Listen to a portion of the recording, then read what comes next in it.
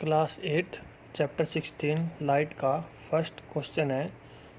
Suppose you are in dark room, can you see object in room, can you see object outside the room, explain. यानी कि ये बोल रहा है कि मान लीजिए आप एक अंधेरे कमरे में हो और उसमें आपको क्या जो ऑब्जेक्ट पड़े हैं वो दिखाई देंगे, और अगर वो कमरे के बाहर हैं, अंधेरे कमरे से बाहर है और बाहर लाइट है, तो क्या वहाँ की चीज़ें आपको दिखाई देगी। एक्सप्लेन करना है क्यों ऐसा होता है। तो आंसर में बोल रहा है कि we can see object when light reflected by that object is to our eye. यानी कि कोई भी ऑब्जेक्ट हमारे को वो तभी दिखाई देगा अगर उस ऑब्जेक्ट से लाइट टकरा करके हमारी कहाँ आ जाए, आँख में आ जाए, तो हमको वो ऑब्जेक्ट दिखाई देगा। कोई भी ऑब्जेक्ट लाइट स्ट्राइक होने के बाद, टकराने के बाद हमारी आँख में जाएगी, वो लाइट रिफ्लेक्टेड लाइट बोलते हैं इसको। टकराने के बाद में जो लाइट होती है उसको बोलते हैं रिफ्लेक्टेड लाइट। तो रिफ्लेक्टेड लाइट जब हमारी आंख में जाएगी उस ऑब्जेक्ट से टकरा के, तो वो ऑब्जेक्ट अपने को दिखाई देगा।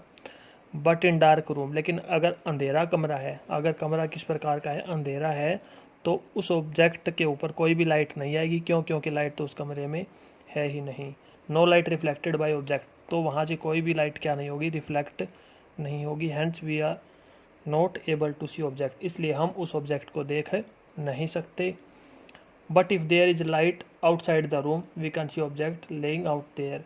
अगर कमरे के बाहर कोई ऑब्जेक्ट पड़ा है, कोई ऑब्जेक्ट कमरे के बाहर पड़ा है, तो उसके ऊपर तो लाइट स्ट्राइक हो सकती है, क्योंकि बाहर तो लाइट होगी, तो वो अपने को क्या हो जाएगा, दिखाई दे जाएगा। उसको हम देखेंगे तो वो अपने को दिखाई दे जाएगा। रिफ्लेक्टेड लाइट क्योंकि उसके ऊपर आएगी और वो हमारी आंख में चली जाएगी, तो हम उस ऑब्जेक्ट को क्या कर सकते हैं, देख सकते हैं। वैसे एक बात आपको पता होना चाहिए कि देखने के लिए 3 कंडीशन ज़रूरी होती है, 3 कंडीशंस रिक्वायर्स होती है, 3 कंडीशन। पहली होती है आई, यानी कि आँख। देखने के लिए आँखें ज़रूरी है, जिसकी आँख नहीं होती वो देख नहीं सकता। दूसरी होती है ऑब्जेक्ट, यानी कि देखने के लिए कोई ऑब्जेक्ट होना ज़रूरी है। अगर ऑब्जेक्ट ही नहीं है तो हम किस चीज़ को देखेंगे, किसी चीज़ को देखा जा सकता है, इसलिए हम ऑब्जेक्ट ज़रूर रखेंगे तो वो ऑब्जेक्ट दिखाई देगा। ऑब्जेक्ट ही नहीं है तो हम नहीं देख सकते। थर्ड है आई साइट। आई साइट यानी कि देखने वाले की आँख और ऑब्जेक्ट के बीच में कोई और चीज़ नहीं होनी चाहिए। अगर है तो वो ट्रांसपेरेंट, यानी कि उसके आर पार लाइट जा सके, ऐसी चीज़ होनी चाहिए। मान लिया यहाँ पर कोई ऑब्जेक्ट पड़ा है और यहाँ आप खड़े हो और ये आपकी आँख है। आपकी आँख और इस ऑब्जेक्ट के बीच में कोई भी और दूसरी चीज़ नहीं होनी चाहिए। अगर है तो वो ट्रांसपेरेंट हो, जैसे कि शीशा, जिसके आर पार लाइट जा सके। अगर ऐसी ऑब्जेक्ट इसके बीच में है, इस ऑब्जेक्ट के और आपके बीच में कोई ऐसी चीज़ है जिसके आर पार लाइट नहीं जा सकती, जैसे कि वॉल यानी कि दीवार, तो आप इस ऑब्जेक्ट को नहीं देख सकते, क्योंकि इस ऑब्जेक्ट के लिए आपका आई साइट नहीं है। बीच में कोई और ऑब्जेक्ट है, इसको बोलते हैं आई साइट, यानी कि डायरेक्ट कॉन्टैक्ट ऑब्जेक्ट के साथ देखें तो हो। तो आई साइट होना ज़रूरी है, ऑब्जेक्ट होना ज़रूरी है और आई होनी ज़रूरी है, तब आपको कोई भी ऑब्जेक्ट दिखाई देगा। Second, differentiate between regular and diffused reflection. तो रिफ्लेक्शन क्या होता है पहले आप ये समझें। रिफ्लेक्शन वो होता है जब कोई भी लाइट किसी भी ऑब्जेक्ट से स्ट्राइक हो करके और क्या हो जाए, उसी तरफ वापस चली जाए। अगर ऊपर से आई है तो ऊपर ही चली जाए, अगर नीचे से आई है तो नीचे ही वापस चली जाए। उस प्रोसेस को बोलते हैं रिफ्लेक्शन। यानी कि आप इस चीज़ को तो हम बोलते हैं रिफ्लेक्शन, ये है रिफ्लेक्शन। लेकिन इसने पूछा है रिफ्लेक्शन के भी 2 टाइप होते हैं, एक होता है रेगुलर रिफ्लेक्शन, एक होता है रेगुलर और एक होता है डिफ्यूज्ड। एक होता है रेगुलर रिफ्लेक्शन, एक होता है डिफ्यूज्ड रिफ्लेक्शन। इन दोनों में डिफरेंस इसने पूछा है। तो अब ये समझते हैं रेगुलर क्या होता है, डिफ्यूज्ड क्या होता है। तो जैसे कि आपको बता दिया कि कोई भी लाइट स्ट्राइक होने के बाद, ये मान लिया कोई भी सरफेस है, सतह है, जिसे टकरा करके लाइट वापस चली जाएगी। अगर लाइट स्ट्राइक होने के बाद में वापस चले जाए, जो सरफेस के ऊपर लाइट स्ट्राइक होएगी। अगर वो बिल्कुल प्लेन है, स्मूथ है, बिल्कुल क्या है, प्लेन है, तब तो लाइट स्ट्राइक होकर के क्या हो जाएगी, डायरेक्शन में चली जाएगी और बाकी दूसरी लाइट की जो रेज आएंगी वो भी उसी डायरेक्शन में पैरेलल ही चली जाएंगी। इस रिफ्लेक्शन को, सारी रेज जहाँ पर एक तरीके से ये एक डायरेक्शन में जा रही है, उसको तो बोलते हैं हम रेगुलर रिफ्लेक्शन। लेकिन बी पार्ट ऐसा भी हो सकता है कि जो सरफेस हो इरेगुलर हो, टेढ़ा मेढ़ा हो, जैसे कि खुरदरा हो कोई भी ऑब्जेक्ट, जैसे पेपर हो गया, कागज़ हो गया, या कोई और चीज़ें हो गई, मिट्टी हो गई। इस तरीके की चीज़ों से जब स्ट्राइक होकर के लाइट जाती है तो कोई किसी डायरेक्शन में जाएगी, कोई दूसरी डायरेक्शन में जाएगी और कोई तीसरी चौथी किसी भी डायरेक्शन में जा सकती है। लाइट स्ट्राइक होने के बाद में किसी भी डायरेक्शन में क्या कर सकती है, कोई ऊपर, कोई स्टेडी, कोई मेडी, कोई दाएं, कोई बाएं, किसी भी डायरेक्शन में लाइट जा सकती है। वो किस सरफेस से होती है, इरेगुलर सरफेस से। इरेगुलर सरफेस से, इरेगुलर सरफेस से जो लाइट जाएगी उसको बोलेंगे डिफ्यूज्ड लाइट, और रिफ्लेक्शन को बोलेंगे डिफ्यूज्ड रिफ्लेक्शन। रिफ्लेक्शन यानी कि स्ट्राइक होने के बाद जाने की प्रक्रिया वो इरेगुलर है, इसलिए बोलेंगे डिफ्यूज रिफ्लेक्शन। ये इरेगुलर सरफेस में होता है और रेगुलर सरफेस से होता है रेगुलर रिफ्लेक्शन। तो it takes place from smooth place, अगर स्मूथ प्लेस होगा तो रिफ्लेक्शन होगा। Reflected ray move in particular direction, एक ही डायरेक्शन में जाएंगी सारी की सारी। एग्जाम्पल है रिफ्लेक्शन बाय प्लेन मिरर, मान लिया कोई ये मिरर है, शीशा है, तो इससे एक ही डायरेक्शन में जाएंगी। टेक्स प्लेस रफ सरफेस, यानी कि खुरदरी सतह होगी तो इस तरीके से होगा। रे scattered in random direction, scattered का मतलब होता है बिखर जाना, इन रैंडम का मतलब होता है अलग अलग डायरेक्शन, मतलब दिशाओं में, अलग अलग दिशाओं में बिखर जाती है लाइट, तो डिफ्यूज्ड है। Reflection by roar rough surface, rough जो सरफेस होता है, रफ का मतलब खुरदरा, वो सरफेस सतह से जो रिफ्लेक्शन होएगा वो डिफ्यूज रिफ्लेक्शन होएगा। थर्ड, मेंशन करना है against each of the following whether diffuse और रेगुलर, यानी कि ये कुछ पार्ट दे रखे, इसमें आपको बताना है किस टाइप का रिफ्लेक्शन होगा। पॉलिश्ड वुडन टेबल, यानी क्योंकि ये पॉलिश्ड है तो ये बिल्कुल स्मूथ होएगी, चिकनी होएगी, इसलिए ए का ऑप्शन हो जाएगा किस टाइप का, ये हो जाएगा रेगुलर रिफ्लेक्शन। तो ए का आंसर आ जाएगा beam of light is regular reflection, क्योंकि स्मूथ है, चिकनी है। चाक पाउडर, खुरदरा होता है, आपने देखा है चाक पाउडर, तो इसलिए इसमें आ जाएगा डिफ्यूज रिफ्लेक्शन, बी का आंसर डिफ्यूज रिफ्लेक्शन। सी कार्डबोर्ड सरफेस, गत्ता है, गत्ता भी खुरदरा होता है, गत्ते का टुकड़ा, तो वो भी हो जाएगा diffuse reflection. D marble floor, यानी कि जो टाइलें होती है संगमरमर के पत्थर की, उसका फर्श है और उसके ऊपर भी पानी है, तो यानी कि वो तो चिकना हो जाएगा, स्मूथ हो जाएगा, तो इसलिए जाएगा regular regular reflection. E mirror, plane होता है बिल्कुल, तो इसमें आएगा रेगुलर रिफ्लेक्शन।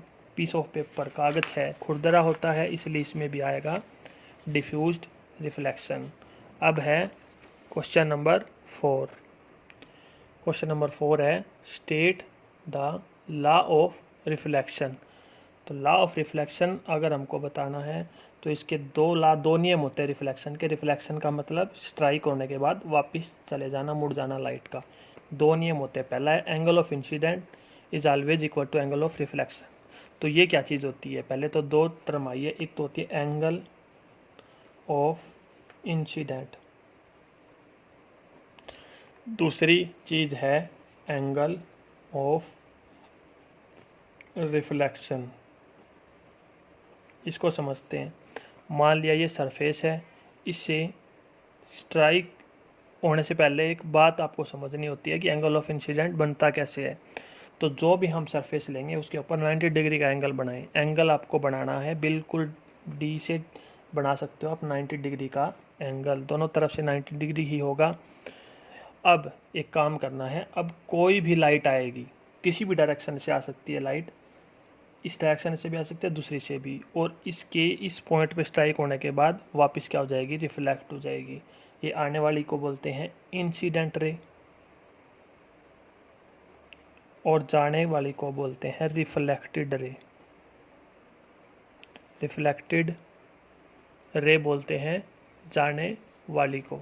अब क्या काम करना है आपको, इंसिडेंट रे, आने वाली रे किरण हमेशा, इसको बोलते हैं 90 डिग्री की जो लाइन बनी है, जो हमेशा सरफेस के साथ 90 डिग्री बनाती है, उस लाइन को बोलते हैं नॉर्मल लाइन। कौन सी लाइन? नॉर्मल। तो इंसिडेंट रे नॉर्मल के साथ जो एंगल बनाती है उस एंगल को बोलते हैं एंगल ऑफ इंसिडेंट यानी कि आई। एंगल ऑफ इंसिडेंट यानी कि आई होता है incident angle. Angle of incident ये आई होता है जो बनता है आने वाली रे का नॉर्मल के साथ, और जाने वाली रे का, रिफ्लेक्टेड रे का नॉर्मल के साथ जो एंगल बनता है उसको हम बोलते हैं एंगल आर, यानी एंगल ऑफ रिफ्लेक्शन या रिफ्लेक्शन एंगल। तो ये दोनों थे एंगल, हमेशा दोनों के दोनों एंगल नॉर्मल के साथ बनते हैं, और नॉर्मल हमेशा सरफेस के साथ 90 डिग्री के एंगल बनाता है। अब पहला जो नियम है, लॉ है जो रिफ्लेक्शन का, angle of incidence is always equal to angle of reflection, यानी कि आई जो होएगा एंगल ऑफ इंसिडेंस हमेशा इक्वल होएगा एंगल ऑफ रिफ्लेक्शन। यानी ये रे नॉर्मल के साथ जितने डिग्री का एंगल बनाएगी, जाने वाली रे भी नॉर्मल के साथ उतने ही डिग्री का एंगल बनाएंगी। ये 10 है तो ये भी 10 रहेगा, 20 50 है तो 50 डिग्री ही एंगल ये रहेगा। ये है पहला नियम। दूसरा, इंसिडेंट रे यानी कि आने वाली, रिफ्लेक्टेड रे यानी कि जाने वाली, and normal to the surface. Normal का मतलब ये वाला, ये जो नॉर्मल है इसको बोलते हैं नॉर्मल।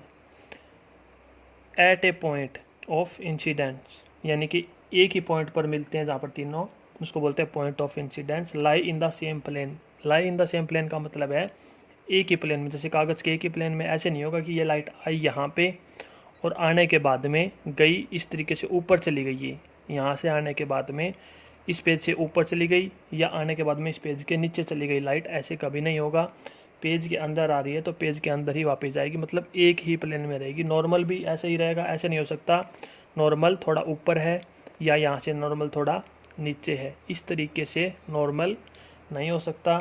इसी प्लेन में नॉर्मल हो सकता है। इसको बोलते हैं सेकंड लॉ। मतलब इंसिडेंट रे आने वाली, रिफ्लेक्टेड रे जाने वाली, और नॉर्मल तीनों एक ही प्लेन में, जैसे कागज़ का ये एक प्लेन है, इसी प्लेन में रहेंगे।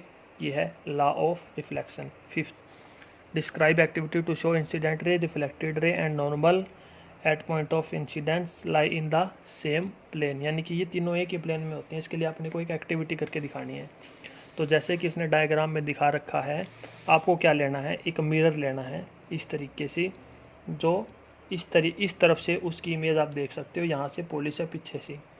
अब आपको क्या करना है, एक कोम्ब लेना है, कंघी लेनी है, और कंघी ले करके आपको एक काम करना है, उसके बाकी सभी जो उसके टीथ दांत होते हैं उन सभी के ऊपर तो टेप लगा देनी है, बंद कर देना है, और सिर्फ बीच में से कोई भी एक को आपको छोड़ देना है जिसके अंदर से लाइट क्या हो सके, जा सके।